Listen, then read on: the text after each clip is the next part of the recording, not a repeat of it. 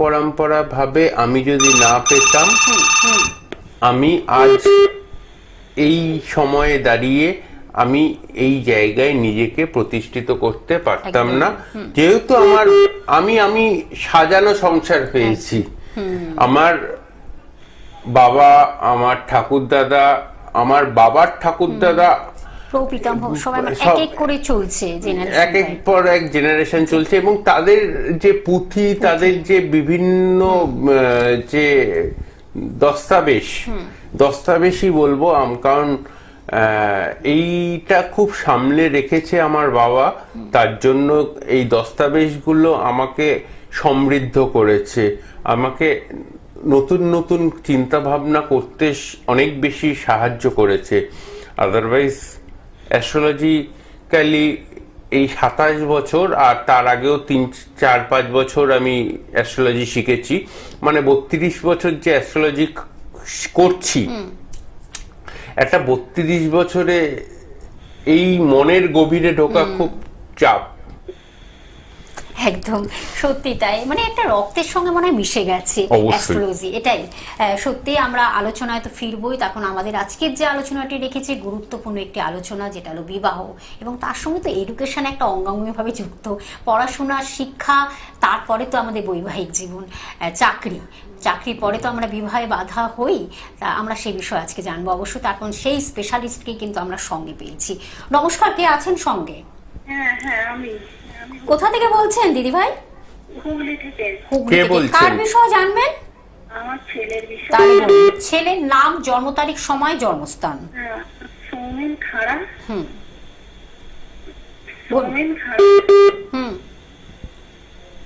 একটু date of বার্থটা বলুন। 14 June 1988। 14 June 1988। 88। টাইমিংটা বলুন, জন্ম সময়। সকাল 5টা 5 মিনিট। সকাল 5টা 5 মিনিট। জন্মস্থান কোথায়? হুগলিতে। আচ্ছা, সৌমেনের বৃষ রাশি, মিথুন লগ্ন, লগ্ন সাপেক্ষে যে জন্মছক পাচ্ছি, সপ্তমে বসে রয়েছে শনি। বিবাহ সংক্রান্ত প্রশ্ন এবং অর্থনৈতিক অবস্থা খুব একটা ভালো যাচ্ছে না। এই দুটো প্রধান প্রশ্ন আপনার মনের মধ্যে চলছে, যার জন্য আপনি আমাকে ফোন করেছেন। ঠিক বলছি অনির্বাণ? নিশ্চয়ই। পারিবারিক অশান্তিও তো হচ্ছে। আমি কি বললাম? দুটো পার্ট মেন। এক, অবশ্যই যেটা নিয়ে আপনি খুব দুশ্চিন্তাগ্রস্ত, বিবাহিত জীবন। হ্যাঁ, হ্যালো, একটু গলা উঁচু করে বলুন, একটু জোরে বলুন। দেখুন, আপনি যখন হ্যাঁ বলবেন তখনই সে কিন্তু গলা বাজিয়ে বলতে পারবে আমার কথাটি মিলে গেছে, তাই তো?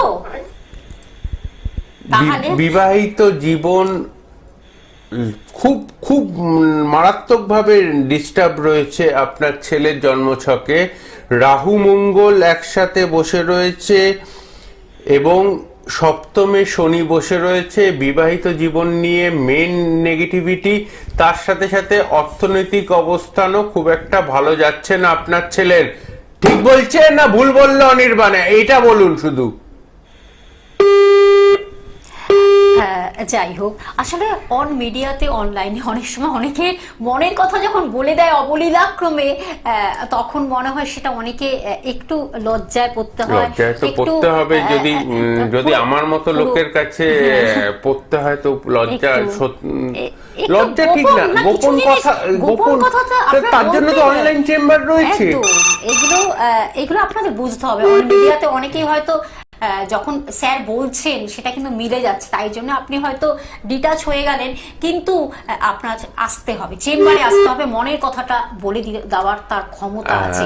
আগামী 7 তারিখ আপনারা এই মুহূর্তে টিভি চ্যানেলে দেখতে পাচ্ছেন, আগামী 7 তারিখ তারাপীঠে 4 নম্বর ঘরের সামনে এই বিশেষ ভান্ডারাদানের অনুষ্ঠান অনুষ্ঠিত হবে। এটা গত বছরের মনে হয় আপনারা ভান্ডারাদানের অনুষ্ঠান দেখতে পাচ্ছেন এই মুহূর্তে টিভি স্ক্রিনে। তো যদি আপনারা তারাপীঠে উপস্থিত থেকে বিশেষ পুজো পাঠ এবং হোমযজ্ঞের অনুষ্ঠানে নিজেরা উপস্থিত থাকতে চান, 6 তারিখের বিকেল 3টের মধ্যে তারাপীঠে উপস্থিত হয়ে যাবেন এবং 7 তারিখ সকাল 11 ঘটিকা থেকে 4 নম্বর ঘরের সামনে বিশেষ ভান্ডারাদানের অনুষ্ঠান অনুষ্ঠিত হবে। তো প্রত্যেকের উপস্থিতি কামনা করি। যারা যারা যোগাযোগ করতে চান, যারা মাঙ্গলিক দোষ, কালসর্প দোষ এবং তার সাথে সাথে বিশেষ করে যদি নেগেটিভ গ্রহদোষ খণ্ডন করাতে চান, তারা কিন্তু যোগাযোগ করে নিতে পারেন। একদম। আরেকজন বন্ধু রয়েছেন, নমস্কার, কে আছেন সঙ্গে?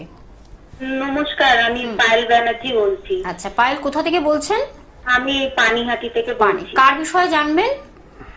আমার নিজের বিষয় বলুন জানবো। তাহলে, আপনার জন্ম তারিখ, সময়, জন্মস্থান। হ্যাঁ, 4th অক্টোবর 1990। আচ্ছা, 4th অক্টোবর 1990। হ্যাঁ, দুপুর 12টা 5। আমার অনুষ্ঠান দেখা হয় কলকাতা। হ্যাঁ, দেখা হয় স্যার।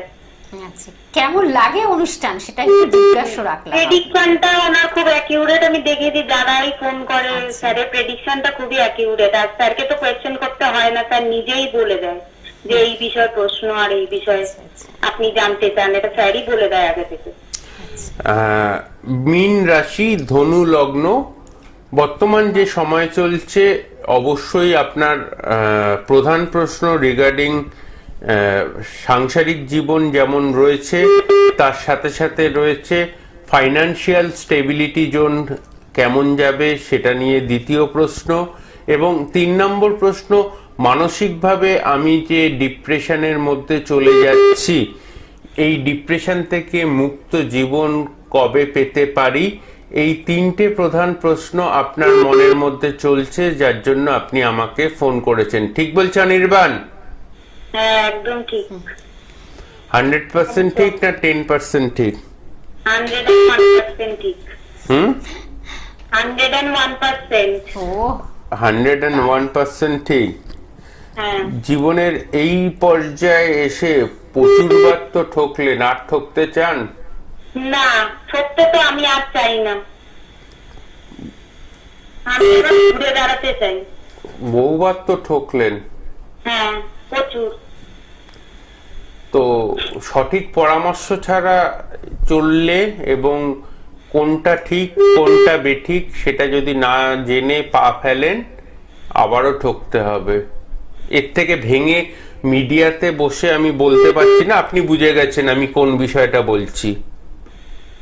হ্যাঁ স্যার, আমার শুধু ওই একটাই, আপনি যেটা বললেন সাংসারিক জীবনে, এটা কি হতে পারে ইন ফিউচার আমি বুঝতে পারছি না। আমি খুব কনফিউজড এই ব্যাপারে। রাহু দৃষ্টিগতভাবে মঙ্গলকে দেখছে। রাহু মঙ্গলের এই ছন্নছাড়া যোগটা খণ্ডন করুন। আর 7.5 শুরু হয়েছে আপনার মীন রাশির রেসপেক্টে, এই দুটি যোগ খণ্ডন করুন, সবকিছু ভালো হবে। ঠিক আছে? ঠিক আছে। তার জন্য কিন্তু অবশ্যই পায়েল একটা কথাই বলতে হয়, বুকিং নাম্বারটা লিখে রাখো এবং অবশ্যই যোগাযোগ করে চলে আসো। তার কারণ স্যার কিন্তু বলে দিয়েছে, একদিকে 7.5, আরেকদিকে কিন্তু রাহু সাংঘাতিকভাবে ড্যামেজ করতে পারে জীবনের। এই যে আমাদের প্রত্যেকটা পদক্ষেপ তুমি বুঝতে পারলে যে এই সমস্যা এসে গেছে, সেগুলো ফিল করছো, সেগুলো একদম জর্জরিত হয়ে যাচ্ছ, এরপরেও ঠকতে ঠকতে একেবারে দেয়ালে ফিট টেকে গেছে, তাই তো? সেই জায়গা থেকে কিভাবে বেরিয়ে আসবে, নিশ্চয়ই পারবেন। সেই চ্যালেঞ্জ নিয়েই আমাদের এই অনুষ্ঠান আপনাদের কাছে আমরা পৌঁছে দিই। আচার্য শ্রী অনির্বাণ, যিনি কিন্তু আপনার মনের কথাটাও অবলীলাক্রমে বলে দিতে পারেন। এটাই তার শিক্ষা, এটাই তার পরম্পরার মনে হয় একটা বিশাল প্লাস পয়েন্ট আমি বলবো। আমি একটু বলে দিচ্ছি, বুকিং নাম্বারটা 7596893900। এটি হলো বুকিং নাম্বার বা কন্ট্যাক্ট নাম্বার বা যোগাযোগ নাম্বার, যার মাধ্যমে আপনি অ্যাপয়েন্টমেন্ট করে আসতে পারছেন। বুকিং করতে হবে আগে থেকে। আর কোথায় আপনারা পেয়ে যাচ্ছেন স্যারকে আমি একটু জানিয়ে দিচ্ছি। দমদমে প্রাইভেট রোড, যেটা কিন্তু HDFC ব্যাংকের পাশে, সেটাই হলো, এবং 4th সেপ্টেম্বর এবং 4th শনিবার কিন্তু আপনারা বোম্বেতে পাচ্ছেন।